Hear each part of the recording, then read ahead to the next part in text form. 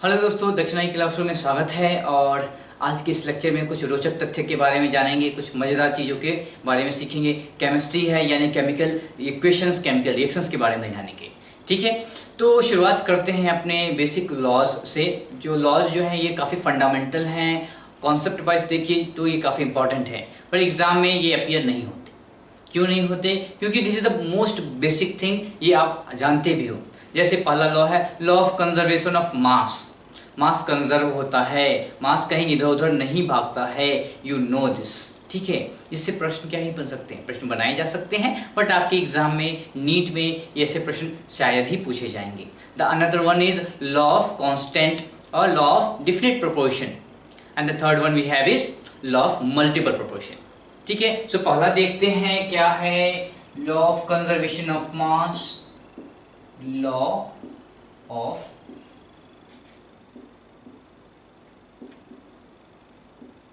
Conservation of mass. याद है Dalton's atomic theory ने क्या बोला था कि एटम को ना डिस्ट्रॉय किया जा सकता है ना ही एटम बनाया जा सकता है। दैट्स वाई हमारे पास क्या है लॉ ऑफ कंजर्वेशन ऑफ मास है। मान लीजिए कोई सिस्टम है, इसके अंदर केमिकल रिएक्शन हो रहे होंगे। ठीक है, इसके अंदर कोई केमिकल रिएक्शन हो रहे होंगे, तो this is let us take this is reactant, और वो रिएक्टेंट से बदल रहा होगा प्रोडक्ट में। ठीक है, प्रोडक्ट में let's take H2 plus O2 giving you H2O। ठीक है, तो क्या हो जा रहा है, जो जितने भी रिएक्टेंट्स हैं इसके एटम्स गायब नहीं हो रहे हैं। रिएक्शन क्या होता है, इसके एटम्स क्या हो जा रहे हैं, रीअरेंज होके प्रोडक्ट में बदल जा रहे हैं। इसका क्या मतलब है, एक चीज क्या समझ में आ रही है कि जो लेट अस टेक दिस जो रिएक्शन है ये यहाँ पे हो रहा है, तो हाइड्रोजन और ऑक्सीजन क्या हुआ, जुड़ गया और H2O बनाया। पर जितने हाइड्रोजन और ऑक्सीजन रिएक्टेंट्स में थे वो अभी भी इसी सिस्टम के अंदर हैं, वो बाहर नहीं गए हैं। तो अगर मान लीजिए time t is equal to 0 पे हमारे पास क्या था, 2 हाइड्रोजन और 2 ऑक्सीजन था। Time t is equal to 5 यानी कि जब वाटर बन गया होगा तो इतने ही हाइड्रोजन और ऑक्सीजन होने चाहिए, इससे ना ज्यादा इससे ना कम। That is the law of conservation of mass, यानी कि mass remains constant as time passes. आपका टाइम जितना पास करता चला जाए, किसी सिस्टम की बात कर रहे हो उसमें मास आपका कांस्टेंट है। मान लीजिए आपके पास क्या पेंसिल बॉक्स है, पेंसिल बॉक्स है, आपने क्या किया पेंसिल बॉक्स में मान लीजिए 10 पेंसिल थे, आपने तोड़ दिया सारे पेंसिल को। इसका क्या मतलब है कि पेंसिल गायब हो गया? नहीं, पेंसिल के टुकड़े तो हैं, और वो लेट अस अज्यूम कि आपने 5 पेंसिल का वेट कर लिया और 10 ग्राम इच, और आपने क्या क्या तोड़ दिया। तो आप जब वेट करोगे दोबारा टूटे हुए टुकड़े को, that is 50 gram only. 5 pencil थे, 10 ग्राम से 50 ग्राम इनिशियली, आफ्टर आपने तोड़ दिया तो 50 ग्राम ही रहेंगे वो। ठीक है, तो आप यहाँ पे क्या हो रहा है कि रिएक्शन के बाद भी मास आपका कांस्टेंट रहता है। That is a law of conservation of मास, जो वेरी फंडामेंटल है, आप सभी जानते हो। इसके बाद अगला क्या आता है, इसके बाद आता है लॉ ऑफ कांस्टेंट और डेफिनिट प्रोपोर्शन। डेफिनिट प्रोपोर्शन ये भी बहुत ही बेसिक है।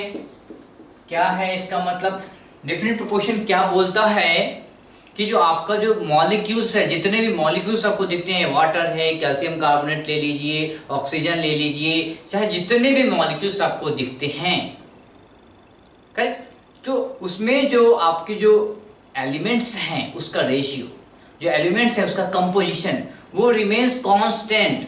आप चाहे उस मॉलिक्यूल्स को कैसे भी बनाइए, उस कंपाउंड को कैसे ही बनाइए। जैसे आप बात करते हैं वाटर की, करेक्ट, वाटर अगर आप सी से उठाइए, so let's take C, water में भी वाटर का जो कंपोजिशन होगा वो H2O के रूप में ही दिखेगा।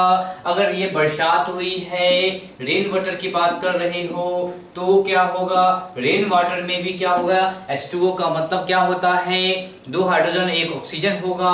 अगर आपने वाटर को कहाँ से लाया है, आपके बॉडी में वाटर होता है, कितना अराउंड 70 to 80% वाटर होता है बॉडी में भी। जो वाटर होता है, अगर बॉडी में वाटर है, इसकी बात करना चाहते हो, तो वो वाटर भी 2 हाइड्रोजन 1 ऑक्सीजन से मिलकर बनता है।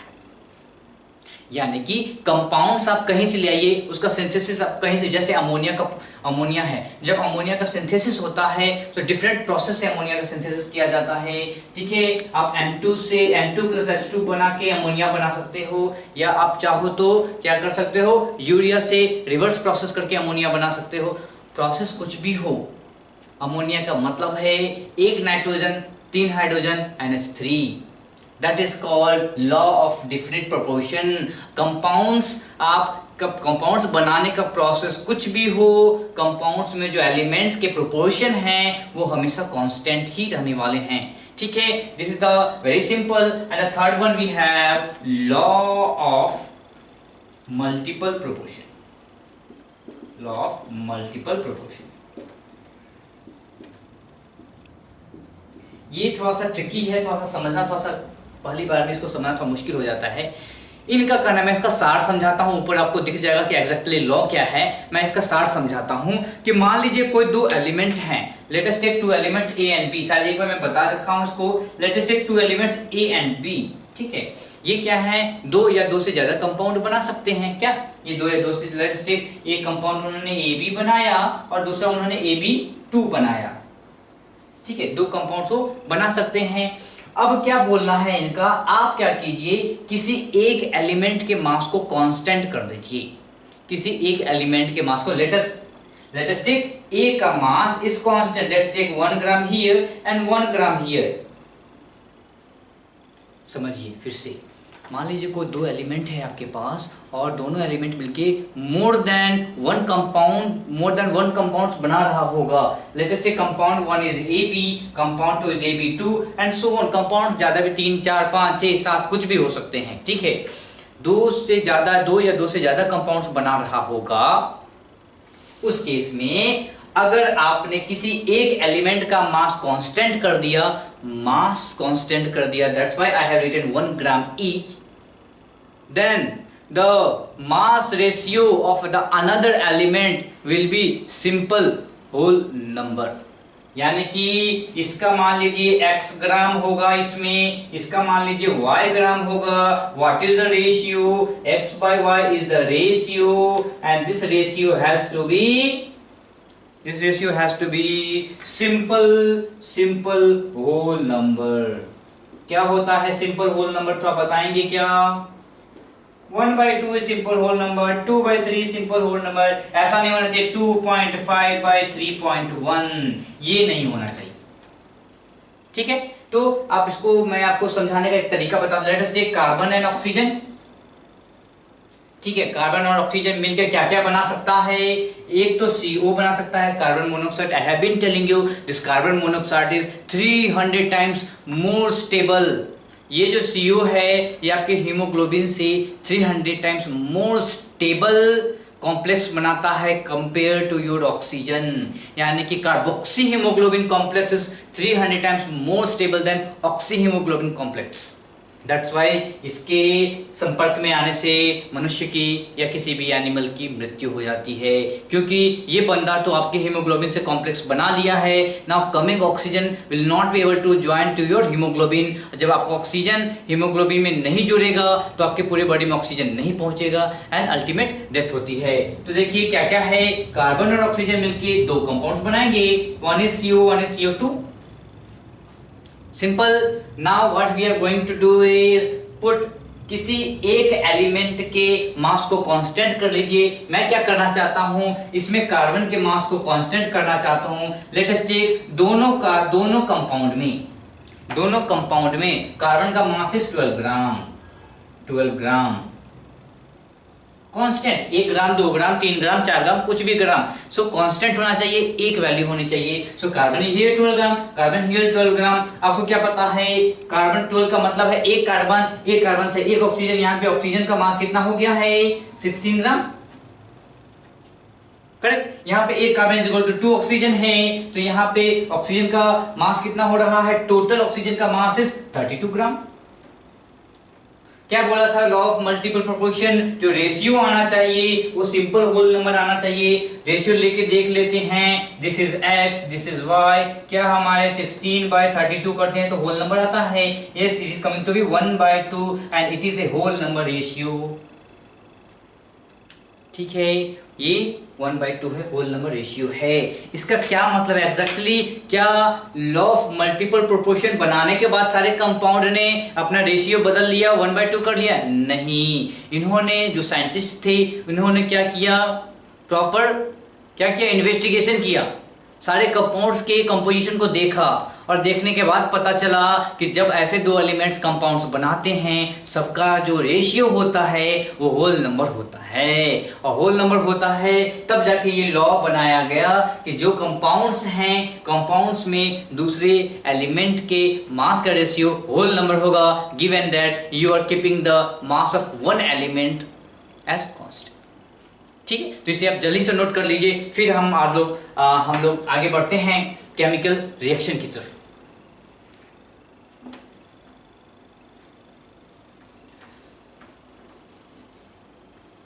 चलिए केमिकल रिएक्शन की बात करते हैं। केमिकल रिएक्शन होता क्या है? केमिकल रिएक्शन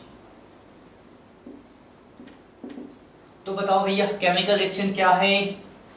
केमिकल रिएक्शन में क्या होता है, आपका रिएक्टेंट्स प्रोडक्ट देता है, करेक्ट? रिएक्टेंट्स जो है प्रोडक्ट्स देते हैं, रिएक्टेंट्स के मॉलिक्यूल्स क्या करते हैं, टूटते हैं, मॉलिक्यूल्स के बॉन्ड वहां पे टूट जाते हैं और दूसरे मॉलिक्यूल के रूप में बदल जाते हैं, यानी कि रीअरेंजमेंट ऑफ एटम्स होता है, करेक्ट? क्या है, एक मॉलिक्यूल्स ए है, उसके जो एटम्स होंगे उसके बॉन्ड्स टूटेंगे और वो रीअरेंज होके दूसरा अनदर टाइप ऑफ मॉलिक्यूल बनाएगा। तो क्या हो रहा है, रीअरेंजमेंट ऑफ एटम्स हो रहे हैं, एटम नहीं गायब हो जा रहा है, एटम रीअरेंज होके एक नया मॉलिक्यूल बना रहा है, that is called chemical reaction. तो केमिकल रिएक्शन में क्या होता है, rearrangement of molecules is happening, the older bonds gets broken और the new bonds is being formed। तो आपके नए बॉन्ड्स बनाए जाते हैं और पुराने बॉन्ड्स तोड़े जाते हैं। केमिकल रिएक्शन को बताने के लिए, समझाने के लिए हमें केमिकल इक्वेशन की आवश्यकता पड़ती है। Chemical equation, what is chemical equation? इनको समझाने के लिए, क्योंकि केमिकल रिएक्शन बोल बोल के तो कुछ होना जाना नहीं है, हमें क्वांटिटेटिवली और क्वालिटेटिवली हमें चीजों को समझना है, इसलिए आपको केमिकल इक्वेशन की आवश्यकता पड़ती है। केमिकल इक्वेशन की आवश्यकता पड़ती है। What exactly chemical equation is? Simple है, केमिकल रिएक्शन का रिप्रेजेंटेशन इज केमिकल इक्वेशन। किसी भी केमिकल रिएक्शन को रिप्रेजेंट करने के लिए हम केमिकल इक्वेशन का यूज करते हैं। और केमिकल इक्वेशन में यूज क्या क्या करते हैं, रिएक्टेंट्स जो है प्रोडक्ट्स बनाता है, that is the qualitative method. अगर आप क्वालिटेटिव देखें तो क्या होगा, आपका जो रिएक्टेंट्स है, रिएक्टेंट एक या एक से ज्यादा भी हो सकता है, रिएक्टेंट क्या बनाता है, प्रोडक्ट बनाता है, correct? So this is chemical equation. Chemical equation में आपके लेफ्ट हैंड साइड में रिएक्टेंट होंगे एंड राइट हैंड साइड में प्रोडक्ट होंगे। पर इस चीज को देख के कुछ समझ में नहीं आ रहा है कि एग्जैक्टली केमिकल रिएक्शन हो क्या रहा है, करेक्ट?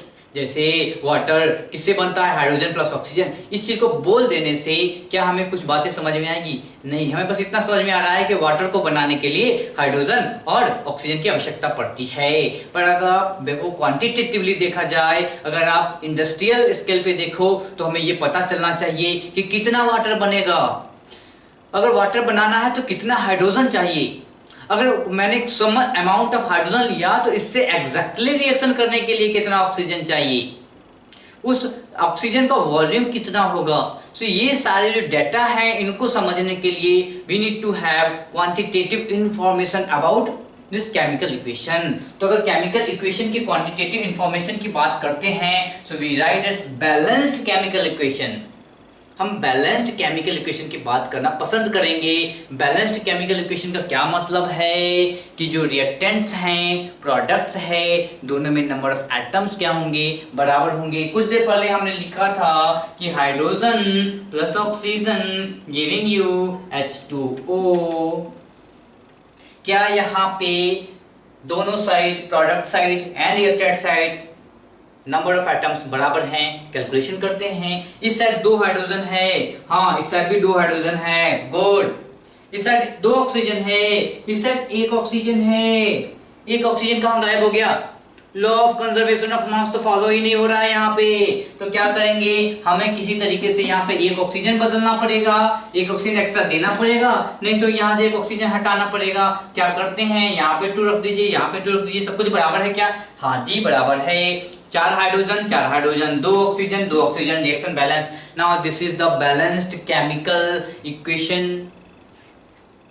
केमिकल इक्वेशन और क्या बताता है, केमिकल इक्वेशन बताता है कि ये अपने कौन से फिजिकल स्टेट में है। हाइड्रोजन अपने गैसियस फॉर्म में है, ऑक्सीजन अपने गैसियस फॉर्म में है, और जो प्रोडक्ट बना है that is a liquid form. Correct. So आपको केमिकल इक्वेशन आपके physical state, reactants and product की फिजिकल स्टेट के बारे में भी बताता है। ठीक है, और क्या पता चला, ये जो कुछ नंबर्स हमने लिखे हैं, दिस वन, यहाँ पे 1 छुपा हुआ है, यहाँ पे 2 लिखा है, this are called coefficient. This are called coefficient. इसको क्या बोलते हैं हम लोग? कोएफिशिएंट्स बोलते हैं। आगे देखेंगे कोएफिशिएंट का क्या यूज है। इसको क्या बोलते हैं हम? कोएफिशिएंट्स बोलते हैं। इसका क्या कोएफिशिएंट क्या है, आपको आगे देखेंगे कोएफिशिएंट का कितना महत्व है। ये कहाँ लिमिटिंग रीजन के बाद जैसे करेंगे, या आप उसकी बात करोगे balancing of the reaction using electron method, redox reaction की बैलेंसिंग की बात करेंगे। Coefficients are very important for that. Okay, तो यहाँ पे क्या हो गया कि हमारे केमिकल इक्वेशन ने क्या बताया कि कितने, इसकी बात करो, पार्टिकल्स की बात करते हैं। Let us see on the molecular level.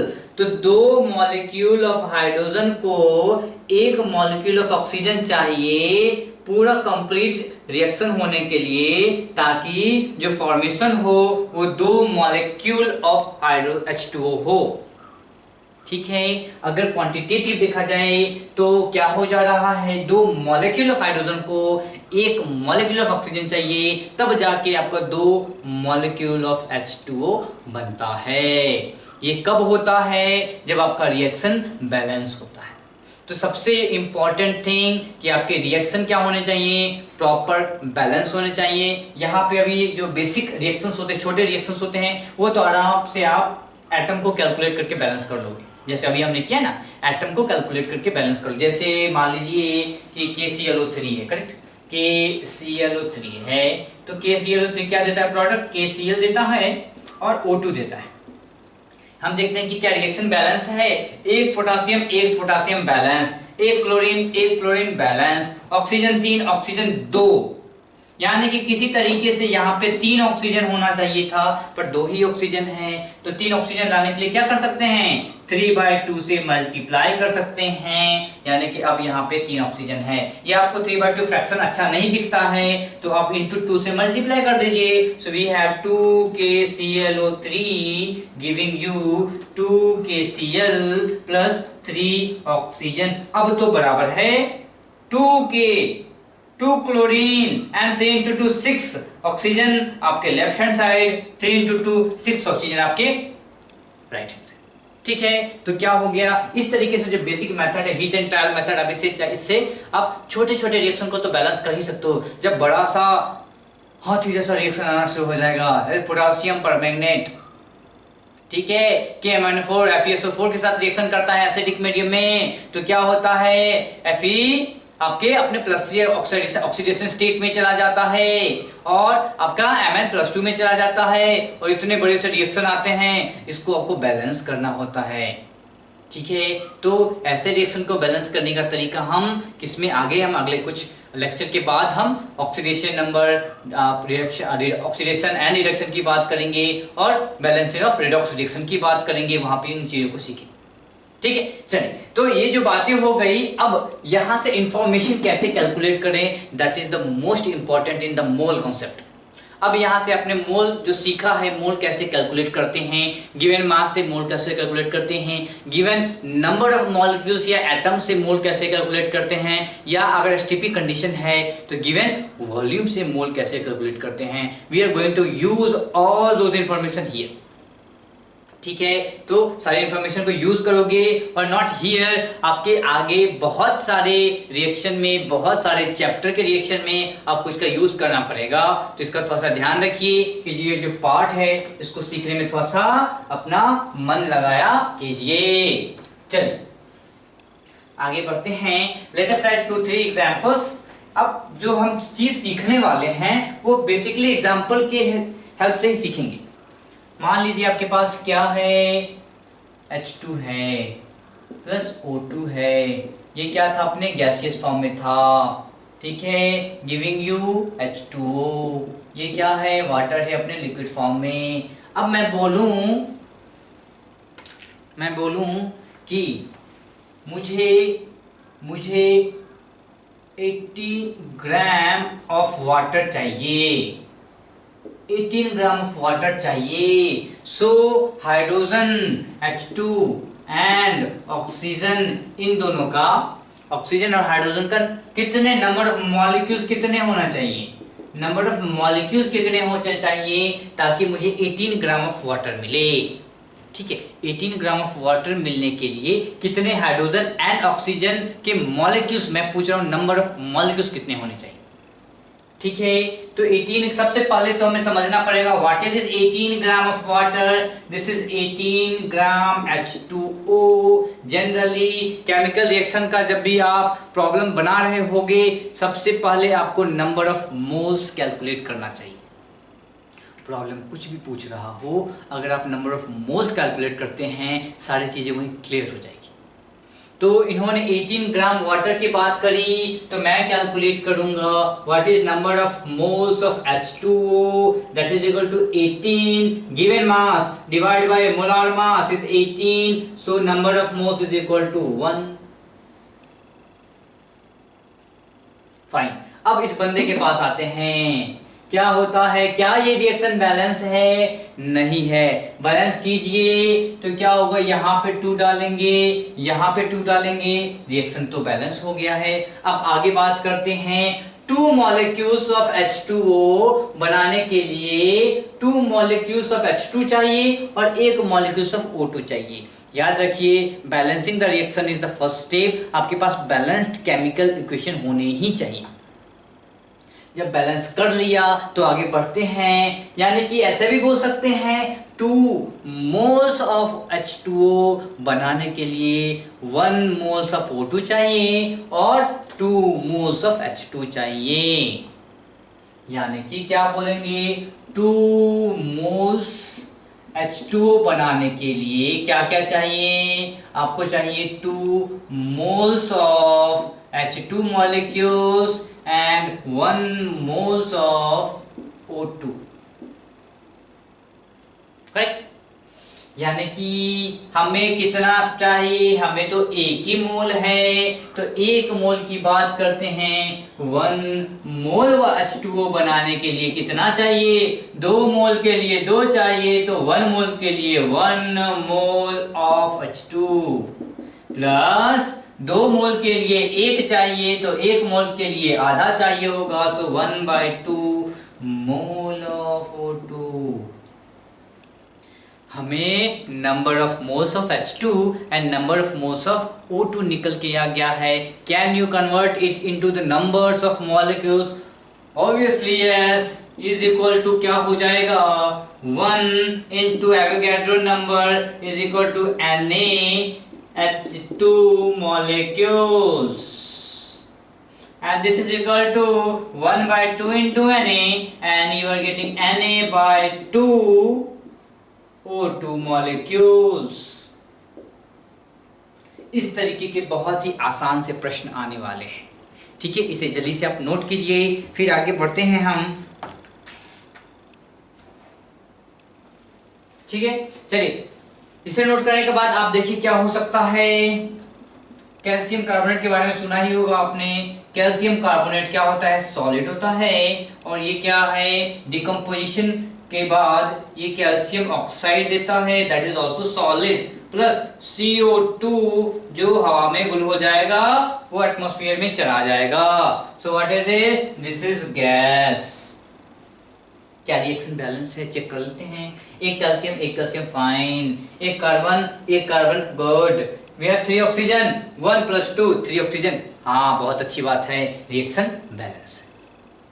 ठीक, अब यहाँ पे क्या है, 1 molecule of calcium carbonate giving you 1 molecule of calcium oxide and releasing 1 molecule of CO2 in the atmosphere. इसको और कैसे समझ सकते हैं? 1 mole of calcium carbonate giving you 1 mole of calcium oxide and releasing 1 mole of calcium CO2 in the atmosphere. यानी कि 1 molecule and 1 मोल का आप इंटरचेंज करके आप इसका यूज कर सकते हो। तो दिस इज क्या है? 1 मोल कैल्शियम कार्बोनेट रिएक्शन करके कितना दे रहा है? 1 मोल कैल्शियम ऑक्साइड दे रहा है और CO2 दे रहा है। आपको और क्या पता है? 1 मोल कैल्शियम कार्बोनेट का मास क्या होता है? यू नो, हमने कैलकुलेशन किया था, दैट इज 100 ग्राम। तो 100 ग्राम ऑफ कैल्शियम कार्बोनेट रिएक्शन करने के बाद, डिकम्पोजिशन होने के बाद कितना कैल्शियम ऑक्साइड देगा? ये 1 मोल है। What is the molar mass of calcium oxide? क्या होगा बताइए? 56 gram. Correct, 56 gram of calcium oxide देगा। और बताइए ये कितना होगा? इसको आप ऐसे सोच सकते हो, 1 मोल है तो 44 ग्राम, या कंजर्वेशन ऑफ मास टोटल था 100 ग्राम, तो इधर भी टोटल होना चाहिए 100 ग्राम, तो कितना बच गया? 44 ग्राम। किसी भी तरीके से बना सकते, कोई दिक्कत नहीं है। अब मैंने और क्या बोला? याद रखिए, इस चीज़ों को ध्यान से समझना बहुत जरूरी है, जो भी चीज़ें मैं अभी बता रहा हूँ। मान लीजिए मैंने बोला कि ये जो रिएक्शन हो रहा है वो STP पे हो रहा है, स्टैंडर्ड टेम्परेचर पे हो रहा है। What is standard temperature? Temperature is equal to 0 degree centigrade and pressure is equal to 1 atm। अगर इस पार्टिकुलर टेम्परेचर एंड प्रेशर पे ये रिएक्शन किया जा रहा है, so what is the volume of calcium, what is the volume of carbon dioxide? इसकी volume पूछना पसंद करेगा वो। तो कैसे बताएंगे? 1 mole giving you 1 mole of calcium oxide, 1 mole of CO2 and we know gas का जो नंबर ऑफ मोल्स अभी पता चला है 1 मोल होता है। सिंस इसने STP की बात करी है, तो 1 mole of gas at STP क्या होता है आपको पास? 22.4 litre volume. So answer is 22.4 litre. Very simple. मान लीजिए किसी ने बोला कि कैल्शियम कार्बोनेट का जो वजन था वो मैंने क्या लिया? 50 ग्राम ले लिया। 50 ग्राम ऑफ कैल्शियम कार्बोनेट क्या किया? एक वेसल में डाला। बताइए पूरा डिकम्पोजिशन होने के बाद कितना वॉल्यूम ऑफ CO2 मिलेगा मुझे? कैसे पता करेंगे? 100 ग्राम था तो 1 मोल निकला, 100 से हो गया आधा, तो 1 मोल का आधा निकलेगा, दैट इज क्या हो जाएगा? 11.2 लीटर। करेक्ट। तो ऐसे प्रश्न चिंता मत कीजिए, अभी प्रश्न मैं दिखाता हूँ, अभी 3-4 प्रश्न आपको लिखाऊंगा। तो जो केमिकल रिएक्शन है, केमिकल रिएक्शन को दिखाते हैं केमिकल इक्वेशन से, और जब प्रॉब्लम्स बनाना हो तो मेक श्योर कि आपका केमिकल इक्वेशन क्या हो? बैलेंस्ड होना चाहिए। So balanced chemical equation is the fundamental. आपके पास जो है इक्विपमेंट होना चाहिए, वो बैलेंस्ड केमिकल इक्वेशन होना चाहिए। फिर जाके हम मोल एनालिसिस करते हैं और उसके आधार पे हम सारे रिएक्शंस बताते हैं। ठीक है, तो इसको थोड़ा सा जल्दी से नोट कीजिए आप लोग। 9.8 ग्राम H2SO4। ओके, सो आपका काम है कि इन 2 प्रॉब्लम को वीडियो पॉज करिए, इन 2 प्रॉब्लम को पहले खुद से ट्राई कीजिए, फिर यहाँ पे हम डिस्कशन करते हैं इसको। चलिए, तो पहला प्रॉब्लम है calculate volume of oxygen gas required for complete combustion of 88 gram of propane at STP। तो पहले तो आपको कंबशन रिएक्शन लिखना पड़ेगा, प्रोपेन का बैलेंस्ड इक्वेशन लिखना पड़ेगा, और उसके बाद हम लोग उसके बाद प्रोसीड करेंगे प्रॉब्लम की तरफ। तो सबसे पहले व्हाट इज प्रोपेन? प्रोपेन का मतलब है कि 3 कार्बन वाला hydrocarbon, so C3 and how many H? H8। सो क्या हो रहा है? C3 एंड H8 रिएक्शन किसके साथ कर रहा है? ऑक्सीजन के साथ रिएक्शन कर रहा है।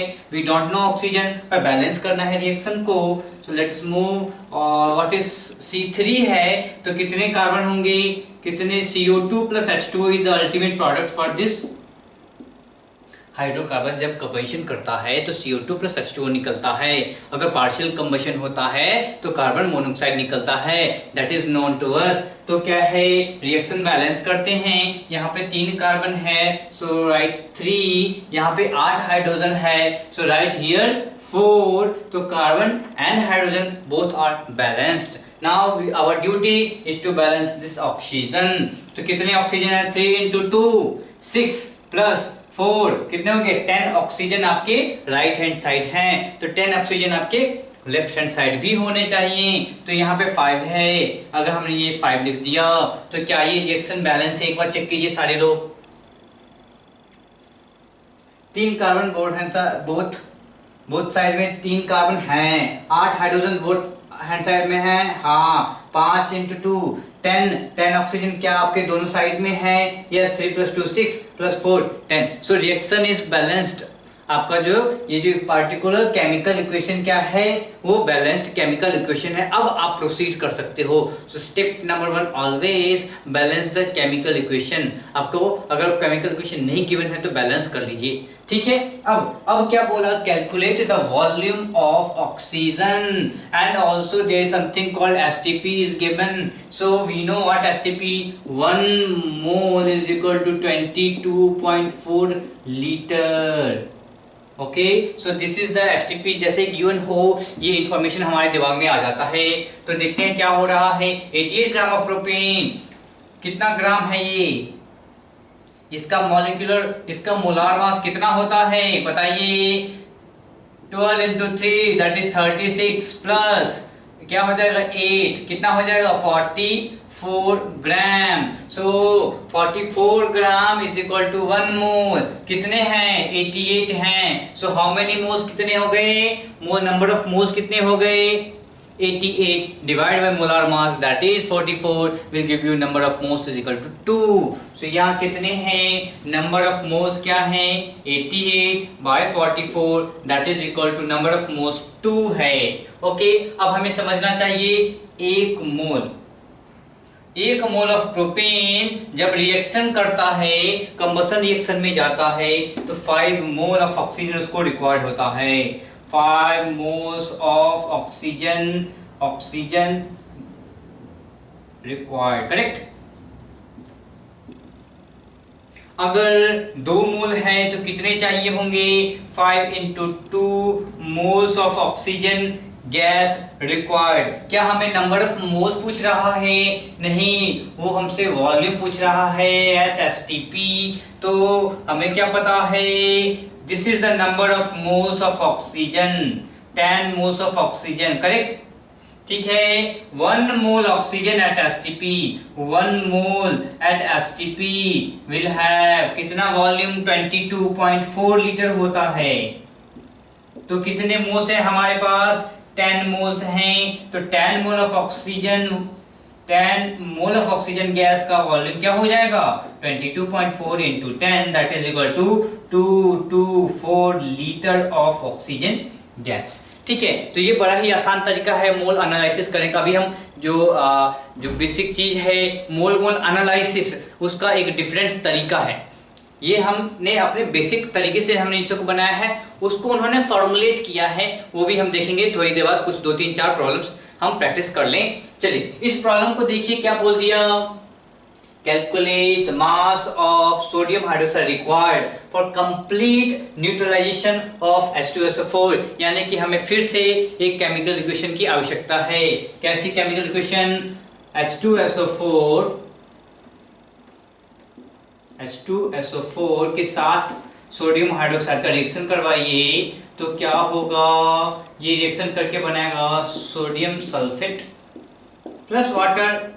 न्यूट्रलाइजेशन रिएक्शन में क्या होता है, वाटर आपका प्रोडक्ट बनता है एंड सॉल्ट आपका प्रोडक्ट बनता है। रिएक्शन बैलेंस है क्या, यहाँ पे 2 सोडियम है, यहाँ भी 2 होने चाहिए थे, सो मैंने यहाँ पे 2 लिख दिया। एक सल्फेट आयन है, कोई दिक्कत नहीं है। हाइड्रोजन की संख्या कितनी है, 2 + 2 4 होनी चाहिए, सो लिख दिया यहाँ पे मैंने 2। अब देखिए ऑक्सीजन बैलेंस है क्या, जी हाँ ऑक्सीजन बैलेंस है, यानी कि हमारा रिएक्शन बैलेंस है। हमने रिएक्शन बैलेंस कर लिया है। अब आगे बढ़ेंगे, calculate the mass, underline mass of किसका, sodium hydroxide for complete neutralisation of 9.8 gram. हमने क्या बोला कि जब भी ऐसी चीजें हो, जब भी केमिकल इक्वेशन की बात की जा रही हो, आप तुरंत नंबर ऑफ मोल्स के पीछे भागिए, जल्दी से जो भी गिवन हो उसे नंबर ऑफ मोल्स में कन्वर्ट कीजिए। 9.8 gram of H2SO4, what we know, number of moles of H2SO4 के लिए क्या होगा, given mass by molar mass of H2SO4, what is given mass 9.8 gram, what is the molar mass of H2SO4, we should know it is 98 gram, what is the molar mass of calcium carbonate, we should know 100 gram, what is the molar mass of H2O, we should know 18 gram, what is the molar mass of urea, we should know 60 gram, glucose 180 gram. ठीक है, तो ये जो ऐसे जो molecules हैं जो frequently appear होंगे आपके एग्जाम में, आपके नोट्स में, आपके लेक्चर में, उसे आप क्या करो, उसे तो आप अपने स्मृति में रख ही लो ताकि क्वेश्चन बनाना बड़ा ही आसान हो जाए। तो what is the molar mass is 98, so you are getting 0.1 mole of H2SO4 जो रिएक्शन में पार्टिसिपेट कर रहा है। क्या समझ में आ रहा है? 1 मोल H2SO4 को कितने मोल चाहिए होते हैं? 2 मोल और 2 moles of NaOH for complete neutralisation. Correct, 1 mole of H2SO4 को कितने मोल चाहते हैं? 2 मोल्स ऑफ NaOH चाहिए होता है। तो 0.1 मोल को कितना चाहिए होगा? 0.1 मोल को 2 into 0.1 that is equal to 0.2 mole of sodium hydroxide. Correct, क्या हमें नंबर ऑफ मोल्स पूछ रहा है? हम प्रश्न के पास गए तो प्रश्न ने बोला नो, नंबर ऑफ मोल्स नहीं चाहिए, मुझे चाहिए मास ऑफ सोडियम हाइड्रोक्साइड। यानी अब आपका काम है इस मोल को मास में बदलना। कैसे बदलेंगे? Given mass by molecular mass is equal to number of moles. So given mass निकालने के लिए number of moles into molecular mass करना होता है। नंबर ऑफ मोल्स निकल के आया है 0.2, तो 0.2 इनटू मॉलिक्यूलर मास क्या होता है सोडियम हाइड्रोक्साइड का? सोडियम हाइड्रोक्साइड का मॉलिक्यूलर मास क्या होता है? 23 प्लस 1 24 प्लस 16 कितना हो गया? 40 ग्राम। सो 40 दैट इज इक्वल टू कितना हो जाएगा? ये हो जाएगा आपका, देखिए कितना है, दिस इज 8 ग्राम। करेक्ट, 8। ठीक है, तो आपको क्या है, इसमें कोई भी कंफ्यूजन नहीं हो जाए, इस प्रकार के प्रॉब्लम में कोई भी कंफ्यूजन नहीं होना चाहिए। जल्दी से इसे आप छापिए। चलिए एक चीज और देख लीजिए, क्या है, लेट अस टेक 2H2O2 क्या देता है? एक ऑक्सीजन देता है और क्या देता है? H2O देता है।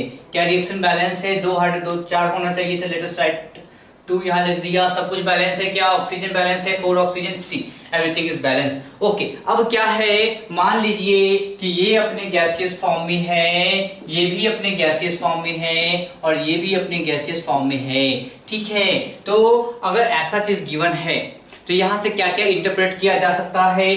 2 मॉलिक्यूल्स ऑफ H2O2 क्या होता है? एक मॉलिक्यूल ऑफ ऑक्सीजन देता है और 2 मोल ऑफ वाटर मॉलिक्यूल देता है। और क्या बोल सकते हैं? 2 let's write here 2 molecules of H2O2 क्या देता है?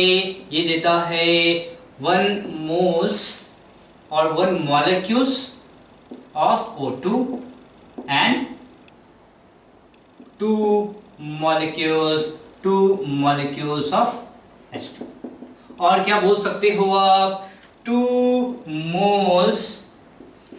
moles of H2O2 क्या देगा? ये देगा 1 mole of oxygen gas plus क्या देगा? 2 moles of वाटर देगा, 2 moles of H2O देगा। और क्या बोल सकते हो? 2 वॉल्यूम का क्या मतलब है? You can say 2 liter of H2O2 will give you 1 liter of O2 and 2 liter of H2O gas। क्या है, फिर से समझिए इसको कि 2 लीटर मैंने क्यों बोला? 2 लीटर क्यों बोला? आपको पता है एक मोल में आप गैस कितना भी ले लीजिए, अगर आपका टेम्परेचर प्रेशर सेम है भैया जब रिएक्शन हो रहा है तो इसके लिए जो प्रेशर एंड टेम्परेचर है वो रिएक्टेंट्स एंड प्रोडक्ट्स का है, प्रेशर एंड टेम्परेचर सेम ही होना है, ठीक है। तो क्या बोला मैंने, एक मोल में जितने मॉलिक्यूल्स होंगे, चाहे आप H2O2 का ले लीजिए, चाहे ऑक्सीजन का ले लीजिए, चाहे आप वाटर एज गैस का ले लीजिए, तो नंबर ऑफ मॉलिक्यूल्स क्या होगा, सेम होगा, करेक्ट।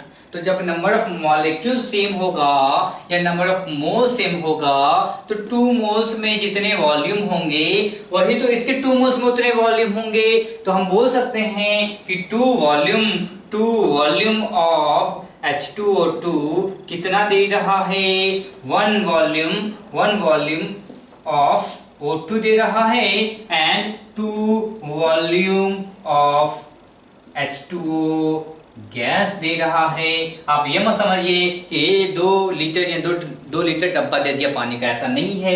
हम अभी गैसियस फॉर्म की बात कर रहे हैं, मैंने इसलिए पहले यहाँ पे गैस लिख दी, ठीक। तो ये चीज समझना बहुत इंपॉर्टेंट है। सर वॉल्यूम का मतलब ही समझ में नहीं आ रहा है, ओके। अगर आपको कंफ्यूजन हो रही हो तो आप यहाँ पे लिख दो 2 litre of H2O2 giving 1 litre of oxygen gas and 2 litre of H2O gas at given temperature and pressure condition, ठीक है। तो आप इस तरीके से आराम से समझ सकते हो। मान लीजिए मैंने बोला कि calculate volume of water gas या calculate volume of oxygen liberated when 5 litre of H2O2 gets reacted.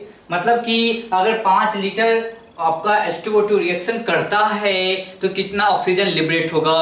तो आप नंबर ऑफ मोल्स में बदलने की आवश्यकता नहीं है, ठीक है। आप आराम से सिंपल बना सकते हो। क्या दिख रहा है, 2 लीटर दे रहा है 1 लीटर ऑक्सीजन, तो 5 लीटर कितना देगा, 5/2 देगा, दैट्स ऑल, 5/2 देगा। 2 लीटर दे रहा है, 2 लीटर H2O2 दे रहा है 1 लीटर ऑक्सीजन, तो 1 लीटर देगा 1/2 लीटर ऑक्सीजन, तो 5 लीटर देगा 5/2 litre oxygen, that is 2.5 litres of oxygen gas, ठीक है। तो आप इसको वॉल्यूम के टर्म में भी बता सकते हो, ये भी कोई बड़ी बात नहीं है। चलिए बोर्ड पे एक प्रॉब्लम में डाल रहा हूं, उसे देखिए, पहले उसे सॉल्व कीजिए।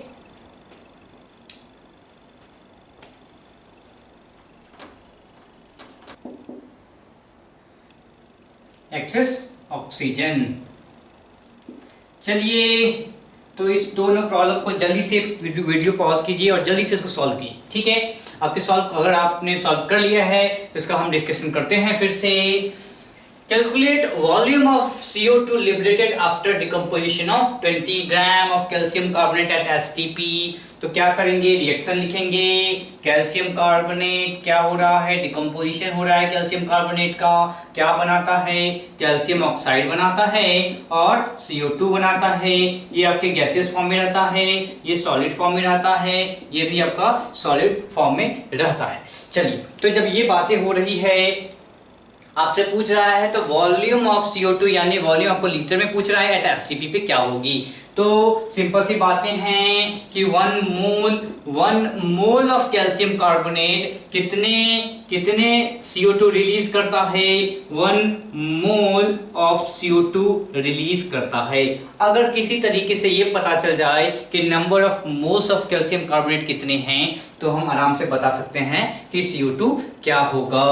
तो कैल्शियम कार्बोनेट की बात की जाए, कितना ग्राम है, 20 ग्राम है। Number of moles of calcium carbonate given mass divide by molecular mass, molar mass, so given mass is 20 divide by क्या होगा, अभी अभी बताया है कैल्शियम कार्बोनेट का molar mass is 100 gram, so put 100, so you are getting 0.5 as number of moles, not 0.5, 0.2 as number of moles, okay, fine. So 1 mole is giving 1 mole CO2, so 0.2 mole will give 0.2 mole of CO2। क्या हमें मोल पता करना है, नहीं, हमें volume पता करना है। सो वॉल्यूम एट STP क्या होता है, वॉल्यूम ऑफ STP होगा 22.4 into 0.2, so you are getting how much, बताइए जल्दी से, this is 4.48 litre, correct, 4.48 litre is the volume of CO2। Similarly अगर इस प्रॉब्लम को देखें क्या है, what volume of CO2 will be form at NTP। आपको पता है NTP एंड STP दोनों की वैल्यू सेम होती है, दोनों सेम ही टेम्परेचर एंड प्रेशर कंडीशन होता है। इसमें क्या है, when 120 gram carbon burn in excess oxygen, reaction लिखिए जल्दी से, carbon plus oxygen giving CO2। Excess oxygen इसलिए दिया गया है ताकि कंप्लीट कंबशन हो, पार्शियल कंबशन ना हो, क्योंकि आपको पता है पार्शियल कंबशन होने पे आपका CO गैस फॉर्म होता है। तो जब इन्होंने बोला कि आपके पास क्या है, कम एक्सेस ऑफ ऑक्सीजन है, इसका ये मतलब है कि ये सारा का सारा कार्बन जल के CO2 ही बना रहा है, no CO carbon monoxide form नहीं हो रहा है। ठीक है, इस बात का ध्यान देंगे। तो कार्बन मोनोऑक्साइड फॉर्म नहीं हो रहा है। तो अब देख लीजिए क्या है, 120 ग्राम कार्बन है, इसका क्या मतलब है, number of moles of carbon निकाला जाए। So 120 divide by 12 that is equal to कितना हो गया, this is equal to 10 mole, 10 mole.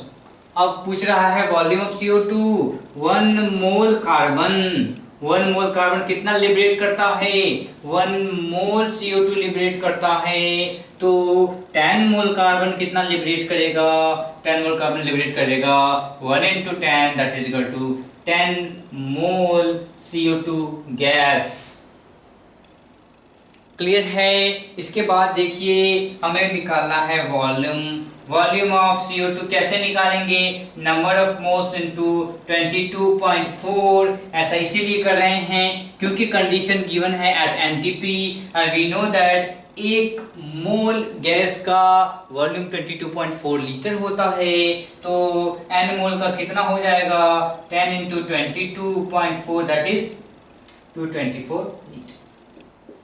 Okay, तो इस तरीके से आप बड़े ही आसानी से सारे प्रॉब्लम को सॉल्व कर सकते हो। चलिए अब क्या है, इसे जल्दी से आप तो नोट कीजिए। सबसे पहले आप इसे नोट कीजिए दोनों को, इसे हटा दूं मैं, assuming you all have taken it down. Now let's move the more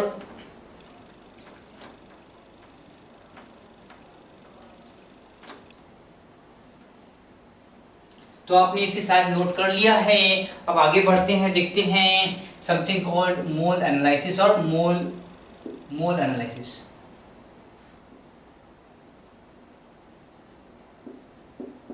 mole analysis, ठीक है। एग्जैक्टली क्या जो चीजें हम कर रहे हैं ना, इसी का एक रूप है, इसी को इन्होंने क्या किया है, एक बताने का एक तरीका है। कैसे, सबसे सिंपल रिएक्शन क्या लिया था हमने, KClO3 वाला। So let us take KClO3, ठीक है, giving you KCl and O2। Reaction balance कर देंगे जल्दी से, दोनों साइड पोटेशियम सेम है, दोनों साइड क्लोरीन सेम है, दोनों साइड ऑक्सीजन सेम नहीं है, सर 3/2 हमने लिख दिया, अब सेम है। या आप चाहो तो इंटू 2 कर दो, तो क्या हो जाएगा 2 KClO3 giving you 2 KCl and 3 O2। Okay, this आपको पता है, इसको हमने क्या बोला था, this all 2, this 2 and this 3 are called stoichiometric coefficient. Correct, ये जो है आपके कोएफिशिएंट्स हैं, जो भी आपको यहाँ आगे तरफ जो नंबर दिख रहा है दैट इज द कोएफिशिएंट। अब देखिए क्या है, मान लीजिए मैंने बोला कि 2 मोल कितने ऑक्सीजन देगा, 3 मोल ऑक्सीजन दे रहा है। 2 लीटर कितने, 3 अगर मैं बोलूं कि 3 मोल KClO3 की बात करें तो हमें बार बार लिखना पड़ रहा है इतने। सो 3 मोल ऑफ KClO3 कैसे बोलेंगे, 2 मोल is giving 3 mole, 1 mole will give 3/2 mole and 3 mole will give 3/2 into 3 mole.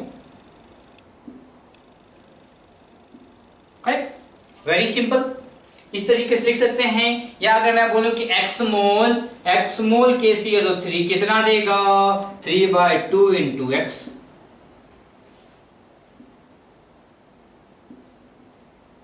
Correct, so what is x? x is the moles of क्या है, KClO3 है। तो क्या आप इसको इस तरीके से लिख सकते हैं, इस x को, what is this moles of and this, let us take this जो वैल्यू है ना, इस वैल्यू को आप ये मान लो, इस वैल्यू को आप मान लो y, इस वैल्यू को आप मान लो y मान लो। So what is y? y is moles of O2. What is X? X is moles of KClO3.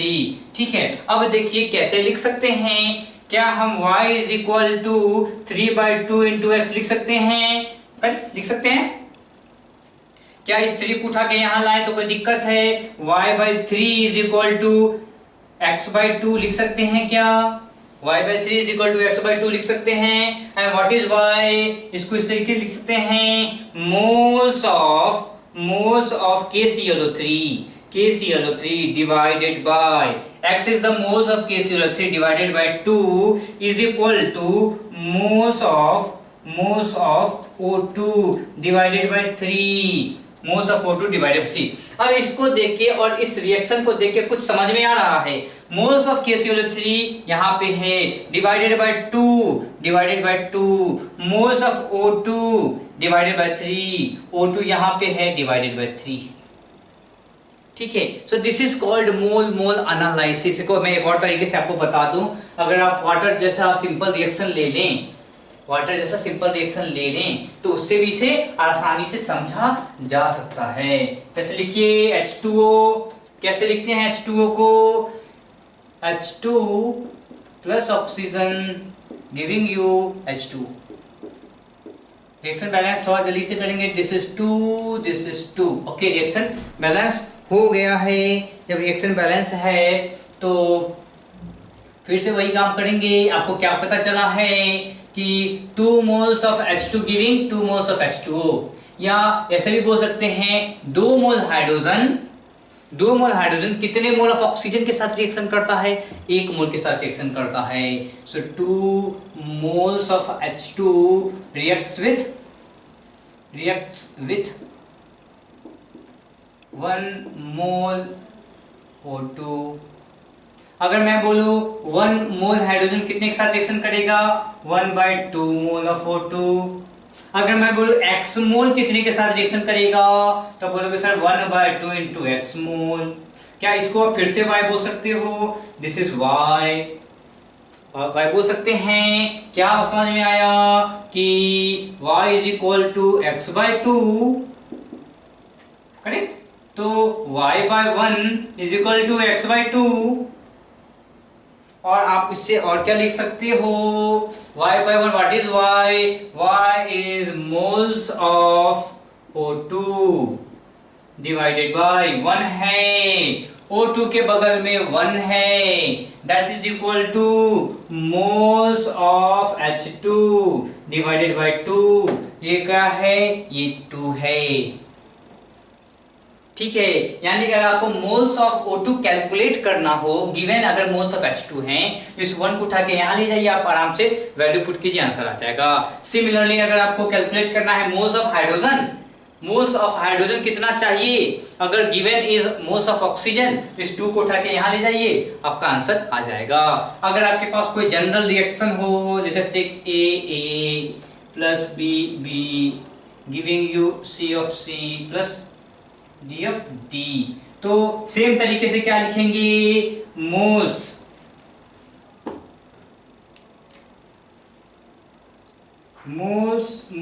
Of A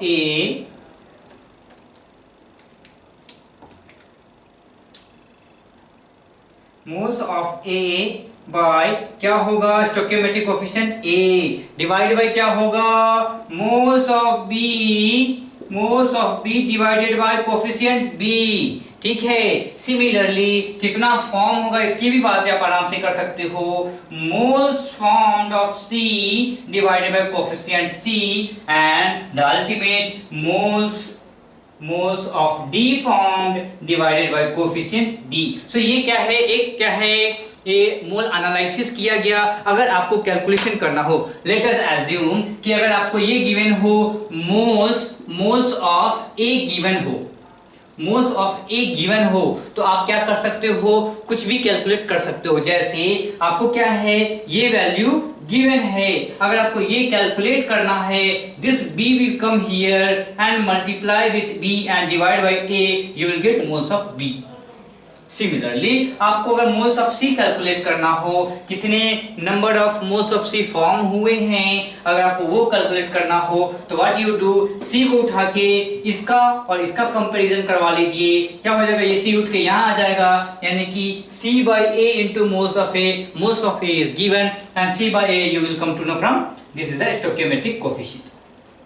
ठीक है, सो this is the mole mole analysis बोला गया और दिस इज वेरी इंपॉर्टेंट। ये क्या है, जो चीज हमने सीखी है इसका ये छोटा सा रूप है, इसको छोटा रूप दिया गया है। आप यहाँ से कैलकुलेशन थोड़ा फास्ट कर सकते हो। ठीक है, इसे जल्दी से नोट कीजिए और जल्दी से प्रॉब्लम लिखिए।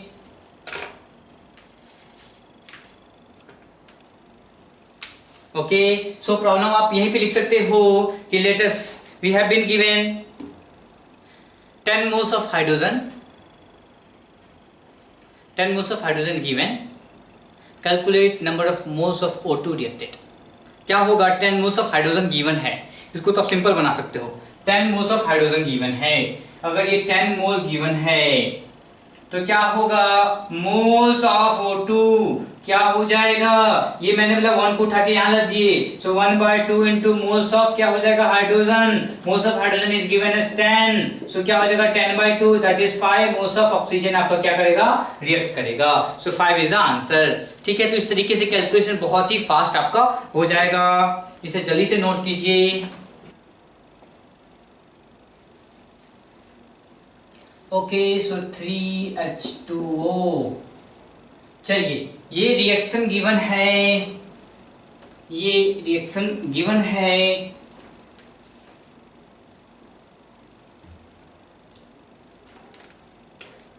ठीक है। तो जो इस रिएक्शन गिवन है, अब आपको क्या गिवन है कि 8 moles of chlorine Cl2 gas taken. ठीक है, इतना ठीक है। Calculate number of moles of case KOH required. ठीक है, एक थिंग। दूसरा क्या है, calculate number of moles of KClO3 and H2O formed। तो इसको क्या करेंगे हम, उसी तरीके से करना चाहे, मोल एनालिसिस से करना चाहें तो लिख सकते हैं क्या, moles of chlorine gas divided by coefficient 3 is equal to क्या लिखेंगे, moles of KOH, correct, divided by coefficient क्या है 6 है, that is equal to moles of KCl formed divided by coefficient क्या है 5 है, that is equal to moles of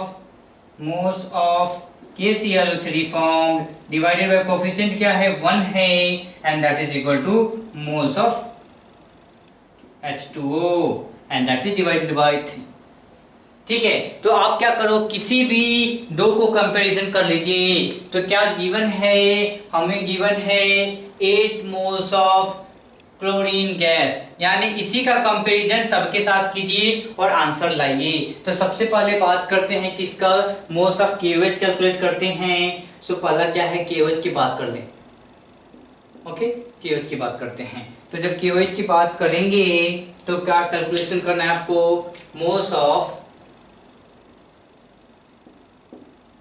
Cl2 divided by क्या हो गया 3 है, that is equal to moles of क्या होगा KOH बाय 6।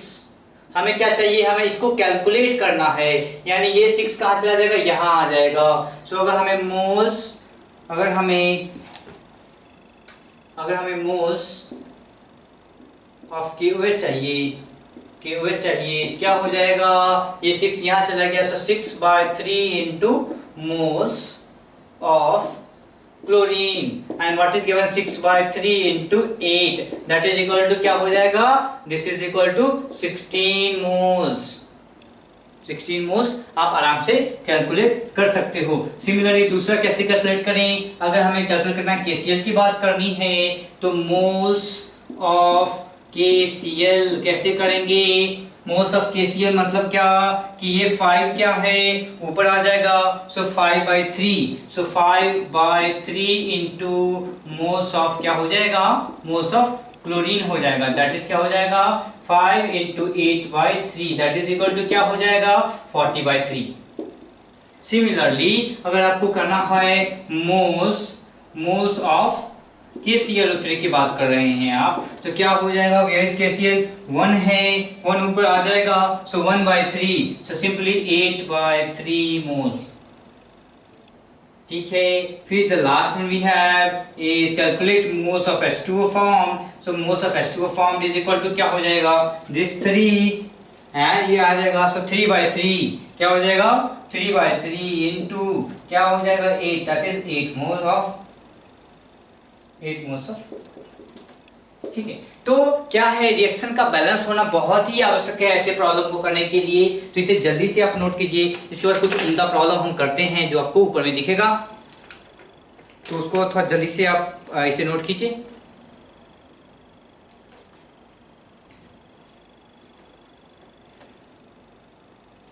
ओके, इस प्रॉब्लम में क्या है, आपको कोई सैंपल है, सैंपल का मास गिवन है, टेम्परेचर, इसको सैंपल को क्या क्या हीट किया गया, तो सैंपल क्या हुआ वेपर फॉर्म में चला गया, तो सैंपल वेपर फॉर्म में गया तो उसका क्या वॉल्यूम आ गया और वो प्रेशर एक्सर्ट किया।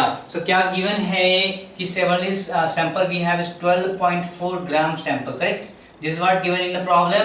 और उसको क्या किया गया है, इवेपोरेट करने के बाद let's take this volume, so this volume is around the given as 0.821 liter, correct, and the temperature is 527 degree centigrade and pressure P is equal to 8 atm। Okay, तो यहाँ पे क्या है, याद है हमने PV is equal to nRT नाम की चिड़िया के बारे में जाना था, उसी का यूज करना है यहाँ पे। तो अब क्या है कि P पता है, V पता है, T पता है, we know PV is equal to nRT, PV is equal to nRT पता है। सो अगर हम यहाँ पे n that is number of moles पता कर लें, that is PV by RT पता कर लें, तो हमें ये पता चल जाएगा कि इसके अंदर कितने number of moles of gases मौजूद है। ठीक है, ओके, सो पता करते हैं। n is equal to value put कीजिए, P की वैल्यू 8 इंटू V की value 0.821, this is ATM, this is litre, that's why R की वैल्यू क्या होगी 0.0821 लीटर एटीएम पर kelvin mole. Temperature is 527 degree centigrade change into kelvin, so what is 527 plus कितना होता है 273, so you are getting 800 kelvin, so right 800 kelvin. Calculation बड़ा ही आसान है, ये 10 से गया, ये 100 से गया, सो नंबर ऑफ मोल्स कितना आ गया बताइए, इक्वल टू 0.1 आया है। अब थोड़ा समझने वाली बात है कि 0.1 में उन्होंने क्या बोला था कि ये कोई वॉल्यूम है, वॉल्यूम में सॉलिड फॉर्म में 12.4 ग्राम सैंपल था, हीट किया, अब वो वेपर फॉर्म में चला गया है, मास विल रिमेन 12.4। तो हमें क्या समझ में आया कि जो गैसियस फॉर्म में जो 0.1 मोल हमें दिख रहा है वेपर फॉर्म में, उसका मास कितना है 12.4 ग्राम है। इस लाइन को समझिए फिर से, क्या था, एक बॉक्स था, बॉक्स में 12.4 ग्राम ऑफ सॉलिड सैंपल था, उसको इवेपोरेट किया गया, वो वेपर फॉर्म में बदल गया। जब वो वेपर फॉर्म में, यानी कि सारे के सारे सॉलिड्स सब क्या वेपर फॉर्म में हैं, तो वेपर फॉर्म में वो क्या हो, कुछ ना कुछ मॉलिक्यूलर फॉर्म में होंगे। तो वो जो वेपर है, और वेपर का हमने क्या निकाला है, नंबर ऑफ मोल्स निकाला है, वेपर का नंबर ऑफ मोल्स निकाला है। और क्या पता चला, सिंस हमने बोला ये तो क्लोज्ड कंटेनर है, यानी कि कोई भी सॉलिड बाहर भागेगा नहीं, कोई भी मॉलिक्यूल्स बाहर भागेगा नहीं, तो मास विल रिमेन 12.4, यानी कि 0.1 मोल ऑफ जो वेपर अंदर में मौजूद है उसका मास दिस वन। तो ये बताइए कि 1 मोल वेपर का कितना मास हो सकता है, 124 gram. What we know, 1 mole of anything is equal to molar mass. इस बंदे ने बोला है कि इस पूरे वेपर में सिर्फ और सिर्फ क्या मौजूद है, इस वेपर में मौजूद है ओनली फास्फोरस। करेक्ट, फास्फोरस मौजूद है। अब बताइए कि मॉलिक्यूलर फॉर्मूला कैसे निकालेंगे। हमें पता है एक फास्फोरस का मास है 31 ग्राम, एक फास्फोरस का मास है 31 ग्राम। तो एक मॉलिक्यूल की बात करना चाह रहा है, तो एक मॉलिक्यूल में क्या बोलना चाह रहा है, अगर आप 31 AMU की बात करते हैं और यहाँ पे बात करते हैं एक मॉलिक्यूल का मास 124 AMU आ रहा है, तो बताइए कितने फास्फोरस मिलके बनाए होंगे 124। So one molecule यानी कि 124 is equal to 31 into n, and what is n? n is equal to 124 by 31, that is equal to 4। यानी कि 4 फास्फोरस होंगे एक मॉलिक्यूल में। So the molecular formula is coming to be P4। यही question पूछना चाह रहा है। ठीक है, तो आप ऐसे आराम से बना सकते हो। ठीक है, अब अगला प्रॉब्लम लिखिए।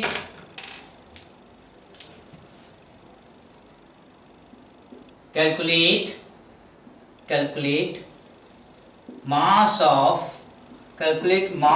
HCl required, mass of HCl required to get 22.4 gram of calcium chloride after following reaction।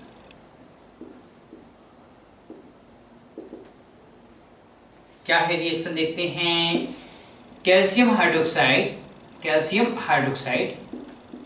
Reaction करके क्या बनाएगा, HCl के साथ रिएक्शन करेगा, बनाएगा कैल्शियम क्लोराइड प्लस H2O। ठीक है, रिएक्शन बैलेंस कीजिए, 2 क्लोरीन होना चाहिए, लिख दिया 2, और क्या 2 + 2 4 हाइड्रोजन, यानी कि यहाँ पे 2 लिख दिया, रिएक्शन बैलेंस है। अब देखिए कि कितने आपके होंगे, क्या this is what is the molecular mass, what is the molecular mass of calcium chloride. So this is 40 + 71, that is giving 111। Correct, 111 is the 111 gram is the molar mass of calcium chloride. Calculate the number of moles of calcium chloride given is 20, so it has to be 2 na, so 2 divided by 111, sorry this is 1, so what you are getting, this is you are getting 0.2 moles, 0.2 mole of calcium chloride as the product you are getting। and what we should know कि 1 mole of calcium chloride, or you can use the mole analysis, what we can know that moles of HCl by 2 is equal to mole of CaCl2 by 1। what we have to calculate, we have to calculate HCl के मोल calculate करने हैं, तो calculate कीजिए, 2 उठ के यहाँ आ जाएगा, so mole of HCl is equal to 2 into 0.2, that is equal to 0.4। and what we have to calculate mass of HCl, so mass क्या हो जाएगा, mass is equal to number of moles into molecular mass, so 36.5, correct, 36.5। so what is this 36.5, कितना हो जाएगा बताइए। 36.5 तो simple सा आपका कैलकुलेशन आराम से आप कर सकते हैं, इसमें कोई बड़ी बात नहीं है। तो what is the main thing, this mole analysis क्या है, आपको बहुत ही सिंपल तरीका है जो आपको आंसर बताता है। ठीक है, इसका थोड़ा सा ध्यान रखेंगे। चलिए, ये बातें हो गई। अभी हमने जो कुछ प्रॉब्लम्स किए ये क्या थे, मोल्स पे थे, और जितने भी प्रॉब्लम्स मैं अभी आपको 2-3 प्रॉब्लम्स मोल के दूंगा, 2-3 problem empirical and molecular formula के भी दूंगा। तो आपको क्या करना है, इसकी प्रैक्टिस करते रहनी है, और अगले लेक्चर में हम limiting reagent, POAC, percentage yield की बातें करेंगे, और केमिकल रिएक्शन यहीं पे खत्म हो जाएगा। आपका काम है बहुत से बहुत इसकी प्रैक्टिस करना, और उसके बाद हम oxidation state, oxidation number, redox reaction, then concentration terms, इसकी बातें भी करेंगे। चलिए, तो आज के लेक्चर में इतना ही। Thank you very much.